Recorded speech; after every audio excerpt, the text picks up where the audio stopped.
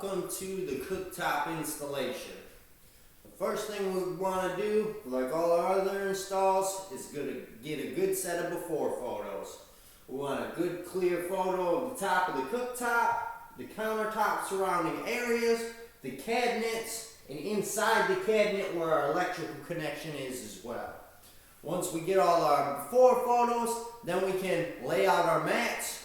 We want to cover our floors, cover the inside of our cabinet as well, and we got a blanket up here on the countertop. Any place we're going to set any tool, any item, it needs to be covered. We cannot set tools, parts on uncovered surfaces, as it's going to be super easy to scratch or damage the countertop, the cabinet, which then we would have to pay to replace. So we want to avoid doing that, take any precautions necessary in order to prevent any damage from happening. So, the cooktop, we have an electrical cooktop set up here. We also do gas cooktops as well. With our gas cooktops, there is going to be a plug-in cord that you're going to plug into an outlet down below, which is for the electric igniter to start the flame. The second portion would be the gas line. We would hook up from the cooktop to our line from the house sticking out of the bottom of the cabinet. With our gas cooktops, the fittings that come with it are flare fittings. So, with the flare fitted, you got this rounded end here. This rounded end, that is a flare fitting. The flare fitting is what hooks up to your compression line, your gas line. And the gas line is compression, so there's no pipe dope, no pipe thread tape that would be needed for our flare end, our rounded end here. Now, the gas line kits that come with it are going to have a couple different pieces. These two pieces right here, the silver one is going to be your connection that screws into your regulator, and your gold piece is going to be for your connection on the house line. Now, we may not always have to use this gas piece, but this can only go on the house line. It cannot be screwed into the regulator. There is a flow written on here on the side that's telling us the flow is flowing through this way. So the gas has to flow through that way. There is a shut-off built in here to stop gas from coming through if there's a leak. And as well, if we put this on backwards, have the flow opposite, it's going to stop it and not allow any gas to come through. Which if we screw this into the regulator, it's going to be backwards, therefore no gas is going to get to the cooktop. So this gold connection is only going to hook up to our house line. Our silver one is the one that's going to screw into our regulator, which we could use this for our house line too if we needed to, if we had a spare one. So, with our gas cooktop, it's going to come with a regulator. So, there is going to be a little pipe like this that's sticking out underneath the bottom of your cooktop. So, this is connected to the bottom of your cooktop. So, what we're going to have to do is we're going to have to connect our regulator to it. So, we can do one of two things. We have our pipe thread tape, which we want to make sure that it's rated for gas. And then we have our pipe dope rated for gas. Either one will work fine. If we're using pipe dope, we want to make sure we spread it over all the threads nice and even. And make sure we coat it. You basically want to go around, spread it in to the threads, and then go around and coat it. Make sure you can't see any of those threads. That way when you go to screw it on and it seals, it'll seal it up nice and good. So either one that you prefer to use is perfectly fine. You know, everyone's got a personal preference, but the pipe dope or the pipe thread tape will work just fine. So, with our connection piece right here, we have our opposite end, our non-flare end. This end is going to have to either have pipe dope on it or it's going to have the pipe thread tape. So, anytime this piece meets a connection, it has to be sealed.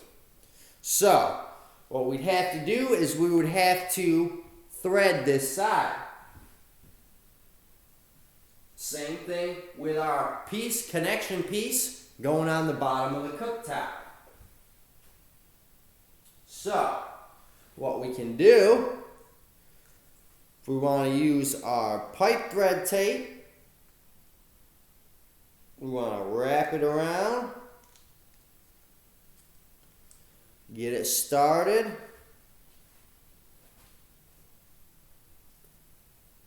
Nice and good, and we want to make sure that we cover all those threads.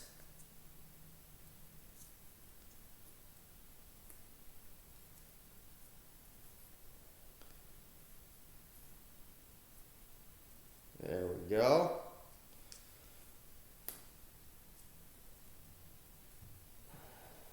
Now we got it nice and covered. So, that end we're going to have to screw into our regulator. Now our regular pieces, normally the kits come with several different pieces. They come with a little conversion to convert to a different size, and they also, some of the kits have a bigger connection. Now the bigger, the 5/8 and 3/4 connections, they are double threaded. They have an inner thread on them, which means we can connect two pieces together to convert to the right size that we need. So, we got our pipe coming down off of the cooktop. So we're going to screw our regulator onto it, and we got our tape on it. We're going to screw the regulator in. Now we always want to make sure this is nice and tight. We're going to have to tighten it up with our wrenches. So once we get that on, then we can screw our base side on. We got our tape on there. And we're going to screw it up and tighten till we can't tighten anymore. Now, for this one as well, we have the bigger piece. So the hose that we have, hose kit, is 5/8 inch. So we're going to use the 5/8 inch piece and connect the two, which if I'm connecting it, that flare end, I put a little bit of tape on. Since it's not hooking up to a compression fitting, that's why I taped it. This is the only time that flare end is going to be taped. So, I can screw this one on to convert it. Now remember, I want to take all my wrenches down, tighten them down nice and good. And then once I got them all tightened, I have my compression line, my compression hose. We're going to screw to the bottom of it and tighten it on.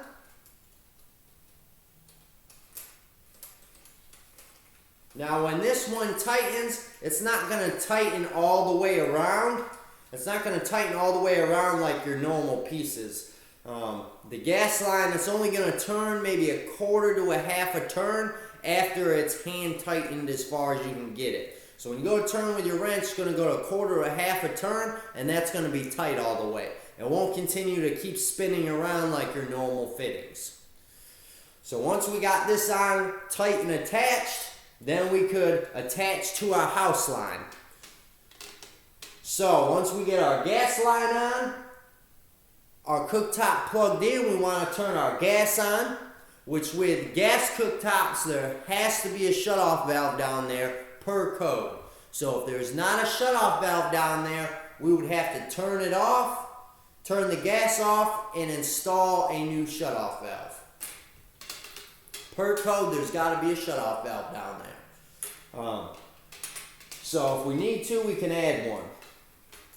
So once we got all our connections hooked up, our gas on, the next step of what we want to do is test out all of our fittings to make sure that we don't have leaks. Now there is a little packet of liquid that comes with the little gas kits. We can use these to test our connections, or I normally carry a little spray bottle full of soapy water. You get a little dish soap, put it in there, a little water, shake it up. I prefer that bottle. I think it works the best. So either way, it don't matter. With the spray bottle, you just get a little bit more. The little packet, I normally end up running out, and I don't have enough to test all my connections. So I use the spray bottle. So once we got all of our connections on here, we're gonna spray every connection we made, every place we tightened. So we got one here at the top, our second one where it screws into the regulator, third one where we screwed our attachment piece on, and the fourth where our hose is hooked onto it. Now, what we're looking for when we're testing it, once we put the liquid on or we spray with our spray bottle, if there's a leak, it's going to continue to keep bubbling. It's going to produce a bunch of tiny little bubbles everywhere. So if there's a bunch of little bubbles producing, that means that there's a leak. Now when you go to spray it or put the liquid on, there's going to be a few little bubbles. To begin with, that's completely normal. What we're looking for is to make sure that there's no new ones forming. So once we see that there's no new ones forming, then we've tested all the connections, which I normally go down through and I test them twice. And after I test them, I take my phone out and I snap a picture of it after I tested it for me to upload the app to prove that I tested each connection individually. So once we test it and everything's good to go, then we would be good to test our cooktop. Once we test it, everything was working good, then we'd be good to clean up, get our photos, and move forward. So gas is a little bit different, and it's going to be plug-in instead of with the electric. The electric is hardwired. And we got the gas line that we're going to have to hook up. With the electric, it's just wiring down below to a junction box, and it's going to wire into the junction box with the house line. A cooktop is 220 volts, so remember that in a 220 system, in a 3-wire system, your black and your white are going to be hot. So if you have a 3-wire system, that black and white are hot. In your 110 volt, your white is neutral. Remember, it's only in this 220 that white is going to be a hot line. Now, if you have a 4-wire, your hot line is going to be your black and your red. Your white and your ground, your copper, your green, they're both going to be grounds, both acting as grounds. So if we had to wire a 3-wire to a 4-wire, we would have to wire our black with our black, our white with our red, and then our ground with our white and ground on our 4-wire. So, first step of what we want to do always is we want to go off and kill the power to the cooktop. Alright, now that we got our power off, the first thing we're going to want to do is take our electrical cover off our junction box and test the power just to make sure that it's completely off. You always want to test it to make sure it's off before you touch or mess with the wires. So,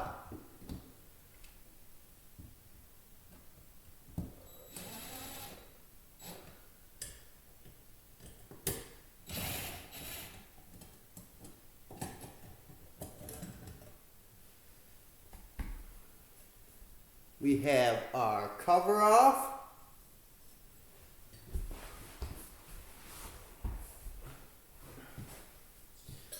Now that we got our cover off, we can take our electrical tester, make sure that the power's off. Now we always want to test it to our hot line, our black wire. Test it to the black, it stayed green, so that means that the power's off. Now remember, when it turns red and starts beeping, that means that there's still power, there's still current going through that, so we need to go back and check our breaker. So now that we tested and made sure it's off, we can undo our connections and take our wire caps off. So I'm just going to pull my wires out and get my caps off.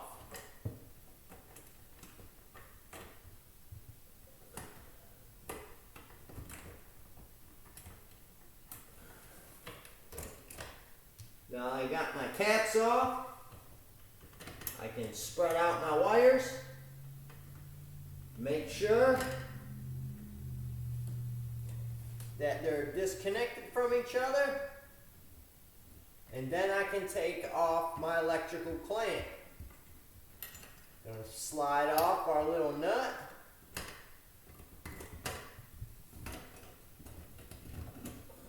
Then we can unsecure the line from the box.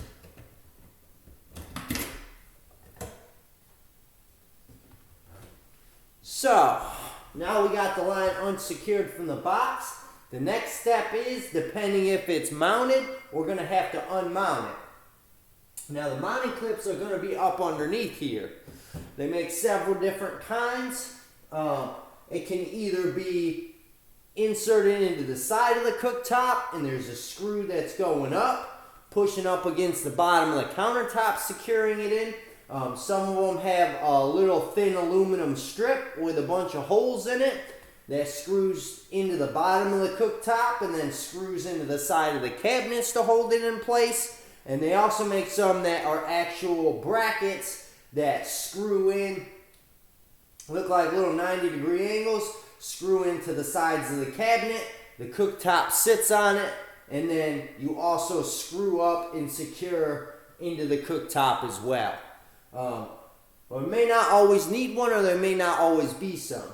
If the cooktop is inserted into the slot and it's a pretty tight fit, then we may not need to mount it. As long as it's not moving around in there, it's not sliding around at all, we may not have to mount it. Each cooktop is different, each slot is different, so it's just something you're going to have to take a look at, when the time comes. But if it's moving around at all, even the slightest, we're going to have to secure it in place. So, now we are ready to take it out. So, to take it out, I don't want to drag this cord. I want to make sure I get this cord. So what I'm going to do is I'm going to pop it up, grab my cord, and then pull it out. I don't want to let that cord drag on the countertop. So, I got my blanket off here to the left, which I'm going to set my cooktop on. So while I'm removing this, what I want to do is I want to push up from the bottom side, so that way I can grab it from the top. It'll give me room to grab it on both sides. I'm going to lift it up, set it on my blanket. That way I can grab my cord and pull it out with the cord.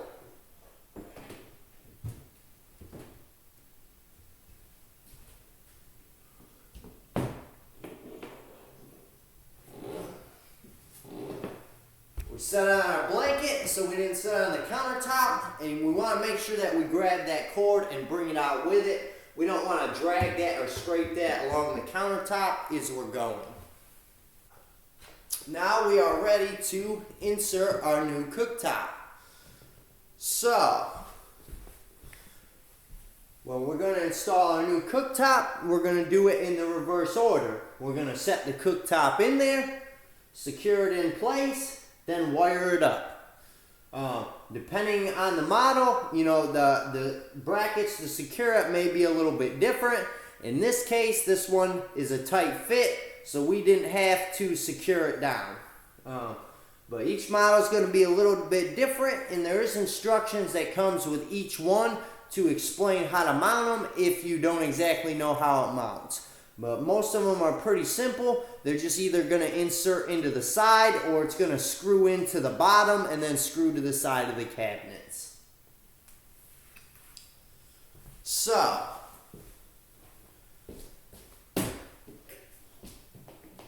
we are ready to install our new one. So reverse, I'm going to grab my cord, insert my cord down in the slot, that way it's not scraping on anything, and insert my cooktop in. Now we want to make sure this fits in nice. If this slot is tight at all, we do not want to force this cooktop in. If we try to force this in, there's a good chance we're going to crack or break this cooktop. So if it's not going to fit, we may need to do some additional cutting, as long as it's wood or laminate. Stone countertops are not something that we can cut. So if we need to cut it, we're going to have to discuss with the customer and call IST to get the additional labor for having to cut out the countertop. So when I'm inserting this, I insert, get one side in, and then I'm going to place my hand underneath so I can get my other hand out, and I'm going to lift it down with my hand from underneath. We do not want to let that slam down, or let go of your hand and let it slam down, because there's a good chance that it's going to break. With some of the new cooktops as well, there's going to be a little foam tape that comes with it, a little strip of foam tape. It's just going to go around the outside edges of the cooktop. It acts as a little cushion for sitting on the countertop. Some of the newer models, it comes with it. So we just need to peel the backing off and then just stick it on around the outside edge.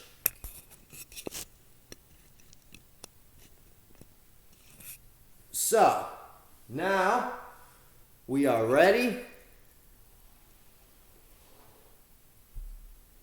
to do our final connections.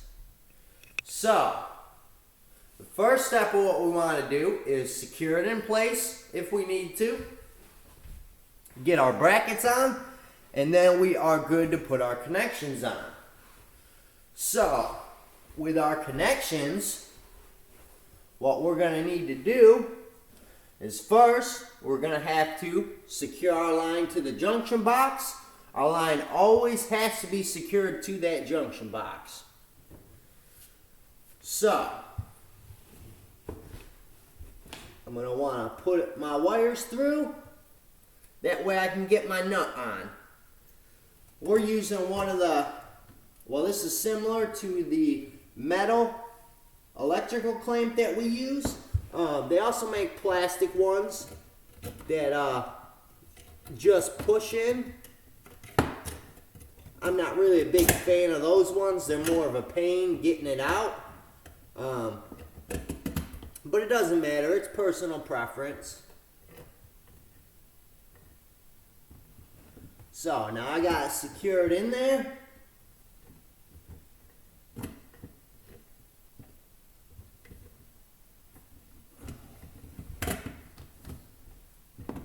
I can get my nut on.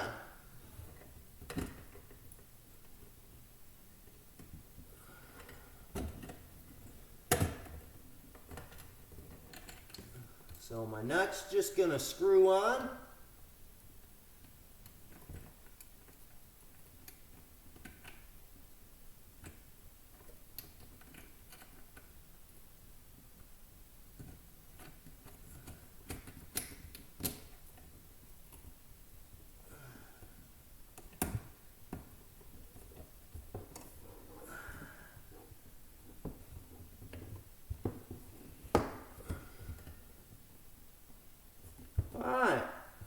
So I got it screwed on.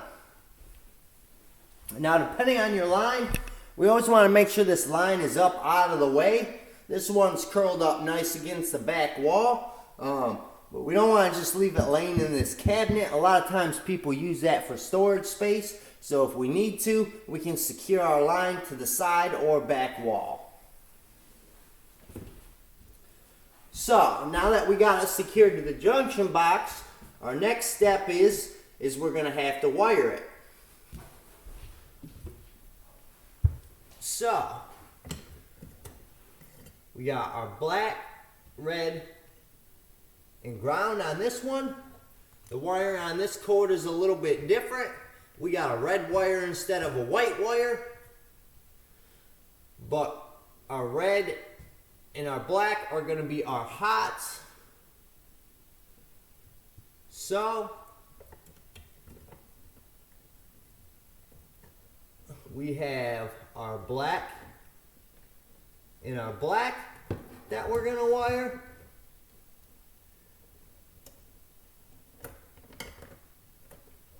Now, when I'm wiring this connection, remember, we want to line them up nice and even. We want to hold this line, push our cap all the way down, and begin to twist. Now I want to hold this line nice and snug until I get it screwed on all the way. Once I get it screwed on, then I can release and let it go. Until I do, I don't want to let that go, because there's a good chance the line's going to pop out. So now we got our red and our white.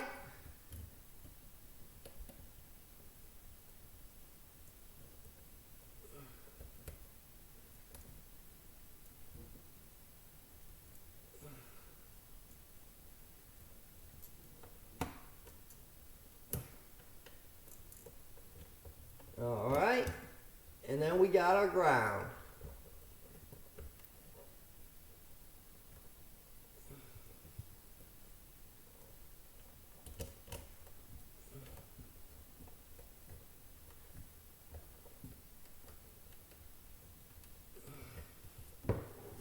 Alright, so now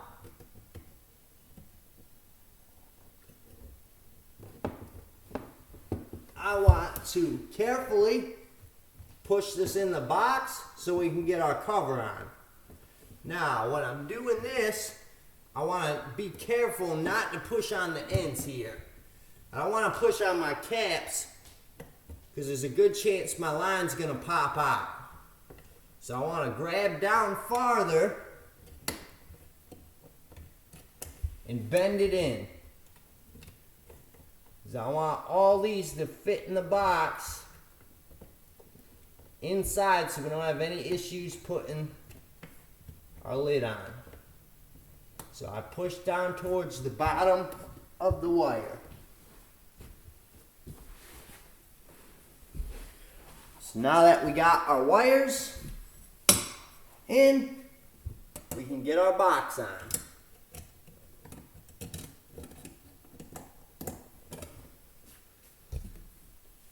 Now we got our box on, we can tighten up our screws.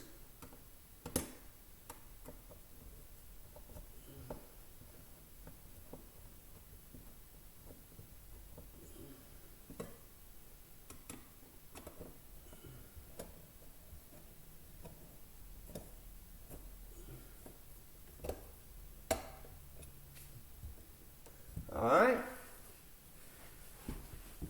Now we got our cover on. Our next step is we're going to have to turn the power back on, and then we're ready to test it.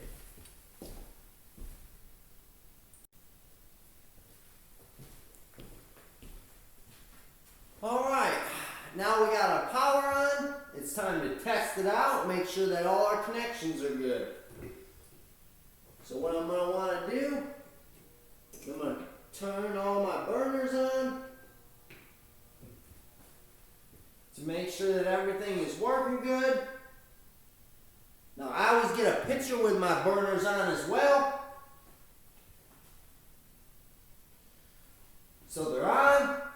They're heating up, getting nice and red. Once they're nice and red,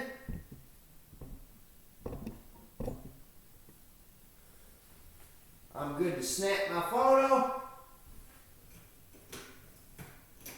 Then we can shut them off. We tested it, it's good to go. Just make sure that you test them, make sure not to set anything on top of these, as you're gonna burn something on top of it. And when you burn something with these cooktops, it does not come off very easy. And if it does come off, more than likely you're gonna scratch the top getting it off. So either way, we're gonna end up having to replace the cooktop. So try to refrain from putting anything on top of this, when you go to heat it up. So before you test it, you're going to want to make sure that you wipe up, clean off any fingerprints, clean up the area before you turn this on and test it. That way, the only thing left we have to do is get our after picture of the surrounding area, our floors, clean up, and do our discussion with our customer.